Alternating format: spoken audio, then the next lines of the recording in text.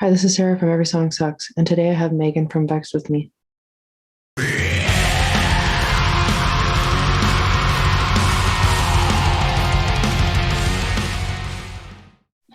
So you guys are pretty new, and obviously this COVID situation has been crazy, but I'm so glad that you have an album coming out May 21st. That's awesome. Yes. Um, so you were saying that it's very important to you to embrace who you are and be authentically you. hmm How did you get to that place where you can love yourself and be okay with yourself no matter what people think, no matter what? I think it's started from a very, very dark place. So I think in order to kind of get to that point from birth, you need to be told straight away that you're beautiful and you're wonderful and don't let anybody, tell you otherwise. But I never really had that. And so it was almost the opposite. It was like, you're crap, you're ugly, you're not good enough. And so I believed that for such a long time. And it wasn't until I sort of started having relationships and stuff and as a teenager, and those men continued to say those sort of things, and I thought it was normal. And it wasn't until I got to a point where I was dating this one guy and he was so abusive and nasty and awful, and I was just like, you know what, why is this okay? Why should I be okay with being treated like this? Yeah. And I just suddenly said, no, fuck you, I'm done. And and it was from that moment on where I decided that I wasn't going to accept anything less than good enough and anything that made me feel good. And I think it's a choice. In some regards it is, in some it isn't. I understand that I'm very privileged being a straight white woman. So I have it a lot easier than a lot of other people to love myself. But I think it does come down to just making a choice of, no, I'm going to, this is how it is. And anybody else who doesn't like it can just do one. And it's definitely a journey. It's not something that you can just decide and do overnight. I definitely have my days where I feel, not so great. But I think it's that acknowledgement of recognizing when you're having those days and accepting them as bad days. But also, just as I said before, not allowing anybody into your life that makes you feel anything less than good enough. And I think we are a reflection and a sponge of who we surround ourselves with. And when we surround ourselves with negative and poisonous people, we become poisoned. And so it's so important to surround yourself with friends and family who do just love you for who you are and are nothing but positive. And then you'll start learning how to love yourself more. So that's kind of where I'm at now. Sorry, it was a very long-winded answer. No, and I appreciate that you talk about it and because it's important, right? So, yeah, 100%. Yeah. So your album Calling Culture is coming out May 21st, as I said. Yeah. So what does the title mean to you? Can you explain more about what the title of the album means? Yeah, of course. So it was inspired by the whole cancel culture phenomenon. But we kind of wanted to make it more personable. And in our group chat, so we have like a band group chat, whenever we're sort of talking about people in our lives that we didn't like or we needed to kind of get rid of or who were just really negative, we'd always say the term, oh, they need culling. And literally, we're not going to cull them, but it was just kind of like our kind of way of speaking. And we were just like, there's cancel culture going on, and we're writing these songs about these people that we don't like and who are doing us no good. And then it just clicked one day and we were just like, culling culture, So it's about each song is about an individual person that we've gotten rid of in our lives, and it's kind of our own personal cancel culture, but for a positive way. It's our culling culture, if that makes sense. So you're getting rid of the negativity with each song, sort of. Yeah, getting rid of what's 100%. Yeah.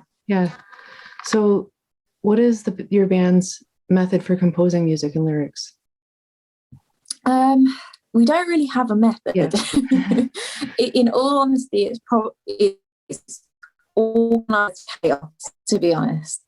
Can I just get you to repeat that? Usually I just didn't hear you there for a second. Can you yeah, repeat of course. that? Chopped out. No worries.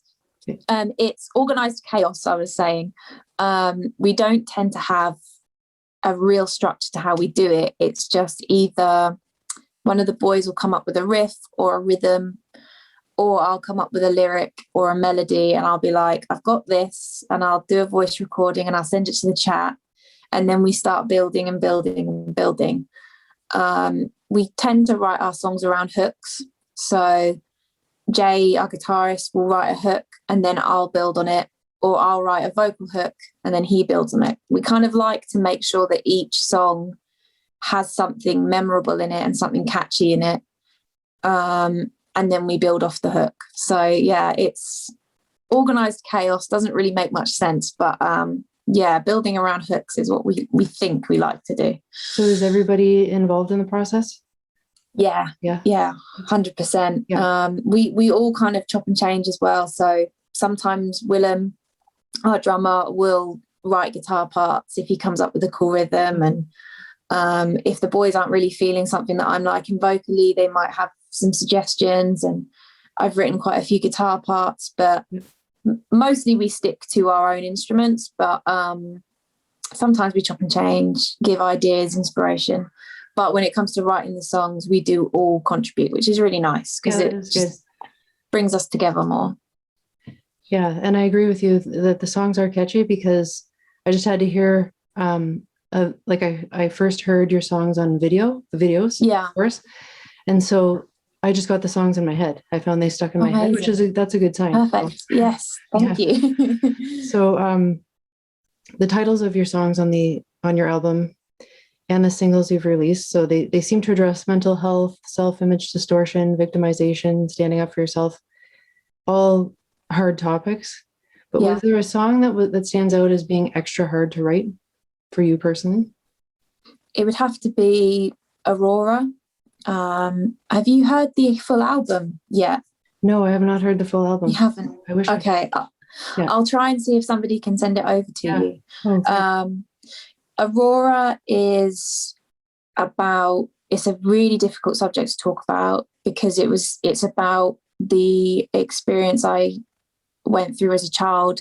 I was a victim of child abuse, and it was violent, it was sexual, and it was the most awful, confusing time of my life, and it was absolutely horrific. And so trying to write a song that's heavy when you don't feel like being heavy was really tough.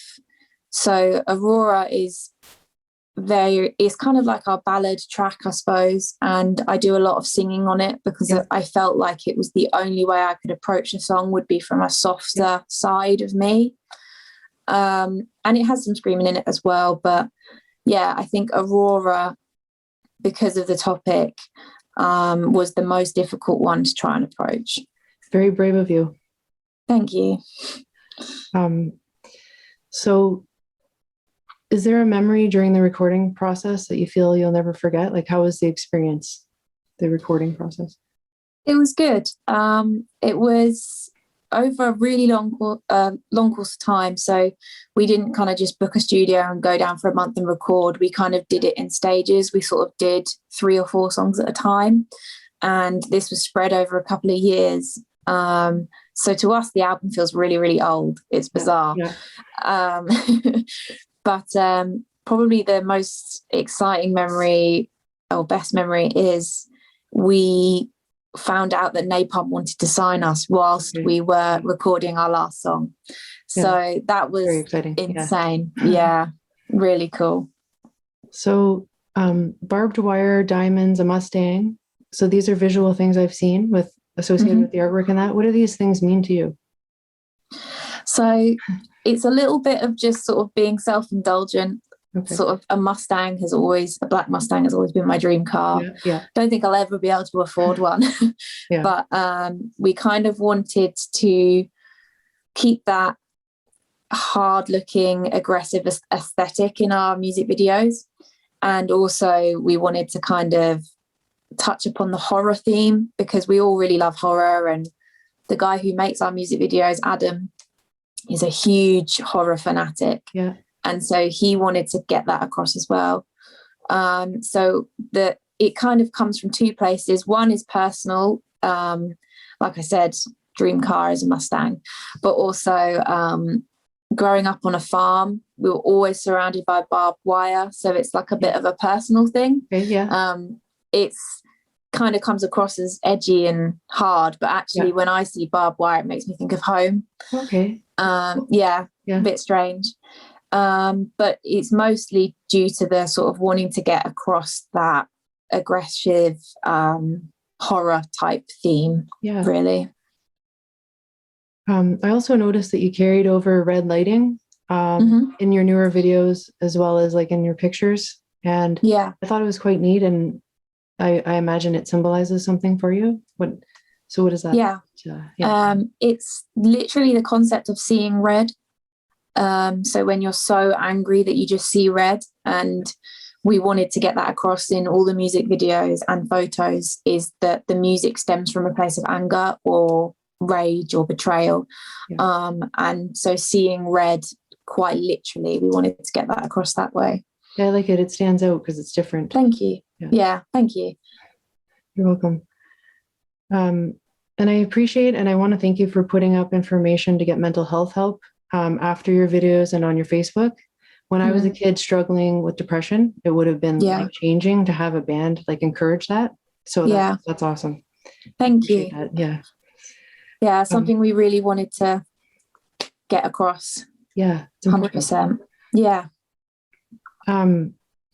So it sounds like you saw live music and then you knew that it was something you wanted to pursue. So where were you vocally at that point? What had been your experience? Oh God, I have to try and remember. I'd started my first band, which was terrible. It was a 3-piece and I was the drummer. Okay. So we had a couple of like bands going with my friends from sort of my school, and it was terrible. We just did covers, and I hadn't really found my feet yet at all. And like I said, I wanted to be the drummer of the band because I've always been really, really shy and don't like to be the center of attention. So I wanted to be at the back just hitting things. But then when I discovered Bring Me the Horizon and started going to those live shows, that's when I was like, no, I need to be a vocalist. So it was, I definitely hadn't discovered my voice at that point, but live shows is what made me really want to. Okay. So were you like, you must have been using your voice in some capacity to have the voice that you have, right? At that point, like singing in the shower even, or, Yeah, I suppose so. Yeah. I mean, I've always That's amazing loved singing. to me. That's amazing to me that you were able to find your voice like that, because it is a beautiful voice. So, thank you. You're welcome. So can you tell me about a piece of artwork that isn't music that is dear to you? So it could be on your skin, it could be on your wall, it could be something that you own, or I suppose my neck tattoo is very dear to me. Okay. I got this quite recently, actually. I got it in October. Okay. And it's the Immaculate Heart of the Virgin Mary. Okay. So I was brought up Christian, and it's not something I talk about because I strongly feel that unless you're asked, faith should be kept to yourself. But I had it done as like a constant reminder of why I do this and why I'm a singer and why I kind of have been put on this earth. And so whenever I see it, I kind of remember that I have to trust in my voice, and I have to trust in the messages that I have to say to people, and the whole point of me wanting to be in a band and sing songs and scream is for the love of music, but it's also because I feel like, especially now that I've been given a platform, that I owe it to my younger self to help those kids and to be a voice for them, which I felt like I never had. And so that's kind of a reminder of that, is to just use it for good kind of thing. That is awesome that you're gonna use your voice that way, and that it's there right where your vocal cords are. That's yeah. That's why I chose to put it there. Yeah. So myself, I often go to music for different moods. So for example, if I'm excited or upset or whatever. So can you give me an example of a song that you might go to for a very specific mood? A song or two? Yeah. Yeah, whenever anybody asks me a question, I can't remember any names of anything. I can't think of any bands that have ever existed. Let me think. So whenever I'm feeling like, when we could like actually play live shows, whenever I'm feeling like a bit nervous, and I feel like nervous and insecure, and I feel like I need hyping up, I love listening to rap and grime. I love Cardi B. I'm like the biggest Cardi B fan, and Megan Thee Stallion fan, which might seem really weird, but I just adore them. No, I'm realizing more and more that there's lots of people in this type of music that like other music, it's a common thing. I guess so. A song I listen to sort of get me hyped up and get me out of feeling insecure would definitely be something like Bodak Yellow by Cardi B, or oh God, what's it called? Hang on, I'm going to look on my phone. One sec. Yeah. So I can tell you. Girls in the Hood. That's it. Girls in the Hood by Megan Thee Stallion. Yeah. So if you had a billboard that everybody on the earth could see at the same moment, what would you put on it? Oh God. See, I'm in two minds. The comedian and idiot in me would want to write something really stupid, really stupid, just to make people laugh. Yeah, like something like everybody poos and wipes their bum. Remember that. Yeah.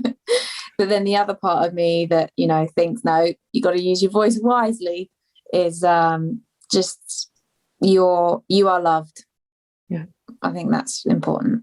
So where do you think you got your sense of humor? Do you think, is this something that, was there someone around you that sort of encouraged the sense of humor, do you think? Or do you think it's just sort of a part of your personality or a coping mechanism? Or I just wonder, because I also like humor. Like I'm a fan of humor. Yeah. I think it's a coping mechanism. I really do. Obviously growing up in a several difficult situations, I've always turned to making a joke out of things, always. Whenever I'm going through something really bad or tricky, I always try and make just stupid jokes out of it. So are you the same? Does it come from that kind of place? Or I think it's like my dad always said, you're either gonna cry about it or you're gonna laugh about it. And so I try to make a joke out of stuff, and he was like a total comic about everything. So it was just that's really cool. Yeah, that's cool. So I also just something that came to mind was I just watched your latest video, and it just made me think of, so that's Misery, and so it just made me think of like the impression I got from it. I don't know if it's right, but the impression was that I've never been in confession or whatever, but if you were in confession, I imagine you would feel like really sort of hard on yourself, feel like that kind of thing. So I imagine that's what you were portraying, was that sort of sense of like yourself being so hard on yourself and distorted views and stuff. Is that right? Or what was the story behind it? And I'm very interested. No, it's you're not far off at all. Okay. It's definitely that sort of thing. It's inspired obviously by being in a confessional, and in that moment, I mean, I'm a terrible Catholic. I haven't been for years because I hate going. But it's that moment where you sit in the booth and you're like, you do feel like you're being judged, and you do feel like you're laying your soul bare and telling somebody that you don't really know everything you've done wrong. But for Misery, it was facing yourself and telling yourself where you've gone wrong. Yeah. And the whole song is about having anxiety and overthinking everything and catastrophizing every choice you've ever made and everything you've ever said. And so it's that confessional of, you know, your good side, so to speak, that's really insecure and just cries about everything and feels, you know, like you've done everything wrong. And then your demonic side that's like, no, like I can say what I want, I can do what I want, and, you know, screw what anyone thinks. Yeah. But from a negative place. So it was kind of me having that angel demon conversation with myself. Yeah. So during this stressful time with the whole pandemic, obviously it'd be nice if people buy your album. Is there anything else that is encouraging to bands or that could help you personally as a band, like for the fans? Just, I don't know. Oh, I feel bad asking because everyone's been so cool. So I feel bad asking, but just buying merch directly from us is the best thing you can do. You know, it's amazing to have a platform on Napalm, but also, you know, buying anything directly from us comes directly to us. So that's really, really helpful. Yeah. And yeah, just sharing it and just keep commenting nice things. You know, on the internet, it's so easy to just be a bit of an asshole and write horrible things. So if you ever write something nice, it's so nice. It's so nice. Yeah. Stands out. Yeah, it does. Yeah. Well, thank you so much. I appreciate it. And I really think you guys are going far. Thank you. Yeah. I'm looking forward to this album. And thank you. I'll see if I can get it sent over to you. Yeah, that would be awesome. So you can listen. Yeah. Well, thank you so much for talking. Have a good rest of your night. Yes, and you. Take care. Bye. Bye.